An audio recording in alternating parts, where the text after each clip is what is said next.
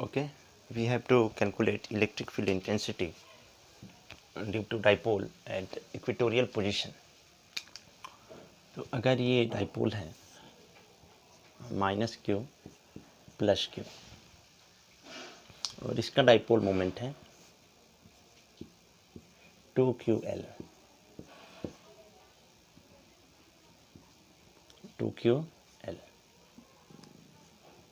ये point O। सबसे पहले नोट कर लेंगे, let us consider a dipole having the dipole moment 2ql and we have to calculate electric field intensity at point P such that OP is equal to R। तो इसकी calculation के लिए सबसे पहले हम +q के वजह से इलेक्ट्रिक फील्ड P पॉइंट पे कैलकुलेट करेंगे, -q के लिए कैलकुलेट करेंगे और दोनों का हम वेक्टर एडिशन कर लेंगे। तो अगर हम q या फिर -q के लिए मैग्नीट्यूड की बात करें तो इलेक्ट्रिक फील्ड का फार्मूला कितना होगा 1/4 पाई एप्सिलॉन नॉट q अपान यहाँ से यहाँ तक का डिस्टेंस, और ये डिस्टेंस r है, ये डिस्टेंस, ये लेंथ l है, तो ये कितना होगा r² + l²। ये कितना होगा तो ये भी सेम होगा r² + l² अंडर रूट। तो यहाँ पे क्या आएगा r² + l²। तो ये पॉइंट चार्ज के लिए क्लियर। अच्छा, अब देखते हैं यहाँ पे प्लस चार्ज जो है इसके वजह से जो इलेक्ट्रिक फील्ड होगा उसकी डायरेक्शन क्या होगी। तो इसकी डायरेक्शन ये है। जब भी इलेक्ट्रिक फील्ड की डायरेक्शन बोले तो जिस पॉइंट पे बताना है वहाँ पे प्लस चार्ज रखिए और देखिए फोर्स कैसे लग रहा है। जो फोर्स की डायरेक्शन होगी वही इलेक्ट्रिक फील्ड की डायरेक्शन होगी।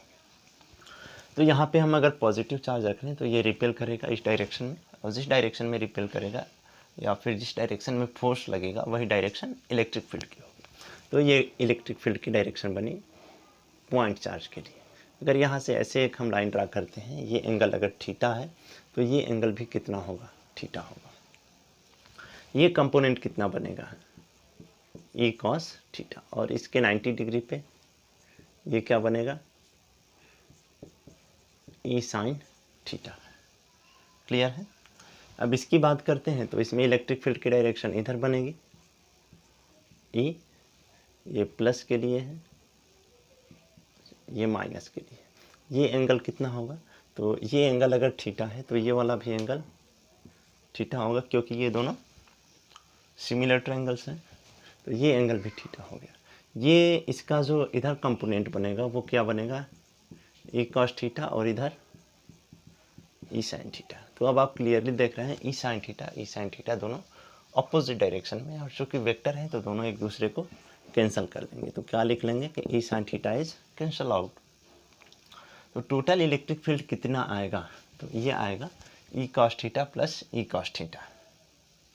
ओके, वो पॉजिटिव के लिए हो या नेगेटिव के लिए वो मैटर नहीं रखता है, दोनों की डायरेक्शन सेम है। तो सिंपली हम देखेंगे टोटल इलेक्ट्रिक फील्ड कितना आया 2e cos theta. Okay, 2e cos theta, और e की वैल्यू हम ये पुट कर लेंगे, क्योंकि e की वैल्यू हम यहाँ से या फिर यहाँ से बना सकते हैं। यहाँ से हमने e की वैल्यू कैलकुलेट किया था तो इतना आया था। तो अब हम डायरेक्टली लिखते हैं टोटल इलेक्ट्रिक फील्ड,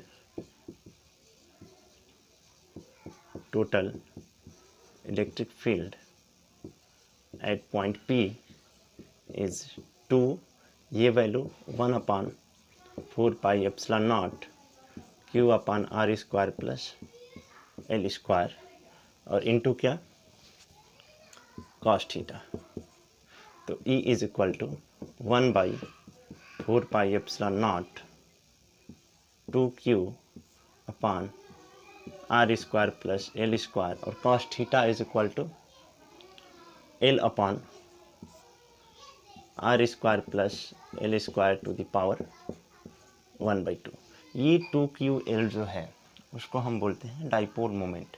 तो अब हम क्या लिख सकते हैं E is equal to 1/4 pi epsilon naught P upon r² plus l²। यहाँ पे पावर 1 है, पावर 1/2 है, तो क्या हो जाएगा 3/2। ओके, अब हम ये जानते हैं कि जो r की वैल्यू है वो बहुत ज़्यादा होती है l से, ये डिस्टेंस बहुत कम होता है, तो हम इसमें से l को नेगलेक्ट कर लेंगे। और इसको अगर नेगलेक्ट करते हैं तो क्या होगा, E is equal to 1/4πε0 P upon r cube, P upon r cube. ये इक्वेटोरियल वाला फार्मूला आपको मिल गया। अच्छा, उसके बाद एक और फार्मूला हम पढ़ते हैं जो प्रीवियस वीडियो में हमने देखा था कि एक्सियल पोजीशन पे अगर आर डिस्टेंस एक्सियल पोजीशन पे है तो उसका क्या फार्मूला आता है, ई एक्सियल। इधर यहाँ से अगर जो आर डिस्टेंस इक्वेटोरियल पे लिए हैं, अगर ये डिस्टेंस लेते आर, यहाँ पे पॉइंट पी होता तो वो फार्मूला आता है 1/4πε0 2p अपॉन आर क्यू। तो कोई अगर एक पर्टिकुलर डिस्टेंस लीजिए r, तो यहाँ से इक्वेटोरियल पोजीशन r पे ज़्यादा इलेक्ट्रिक फील्ड होता है या फिर एक्सियल पे ज़्यादा होता है, तो उसको आप इससे समझ सकते हैं कि कौन सा ज़्यादा होगा। तो यहाँ पे 2 से मल्टीप्लाई है, इसमें 2 से मल्टीप्लाई नहीं है, इसका मतलब ये जो वैल्यू लिखी है वो कितना लिखा है, ई इक्वेटोरियल लिखा हुआ है। तो E axial is equal to क्या हो जाएगा, E at axial position is equal to 2 into equatorial position. इसका मतलब कि एक्सियल पोजीशन पे अगर आर लेते हैं डिस्टेंस तो वो इलेक्ट्रिक फील्ड इक्वेटोरियल पोजीशन से ज़्यादा आएगा अगर दोनों का हम डिस्टेंस सेम लेते हैं। तो ये एक रिलेशन हो गया। ये जो इक्वेटोरियल पोजीशन है उसमें इलेक्ट्रिक फील्ड की डायरेक्शन किधर होगी, तो ये डाइपोल मोमेंट की डायरेक्शन है और रिजल्टेंट किधर था, इधर था।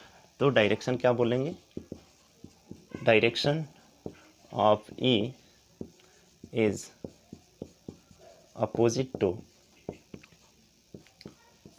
Electric dipole moment. ओके।